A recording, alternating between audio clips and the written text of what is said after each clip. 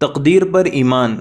عالم میں جو کچھ برا یا بھلا ہوتا ہے ان سب کو اللہ تعالیٰ ان کے ہونے سے پہلے جانتا ہے اور اپنے جاننے کے موافق ان کو پیدا کرتا ہے۔ تقدیر اسی کا نام ہے۔ دنیا میں جو کچھ اچھا یا برا ہوتا ہے وہ سب تقدیر سے ہوتا ہے، اور بری باتوں کے پیدا کرنے میں بہت سے راز ہیں، ان کو ہر کوئی نہیں جانتا۔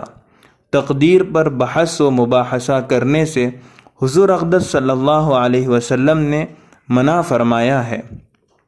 بندوں کو اللہ تعالیٰ نے سمجھ اور ارادہ دیا ہے جس سے وہ گناہ اور ثواب کا کام اپنے اختیار سے کرتے ہیں، مگر بندوں کو کسی کام کے پیدا کرنے کی قدرت نہیں ہے۔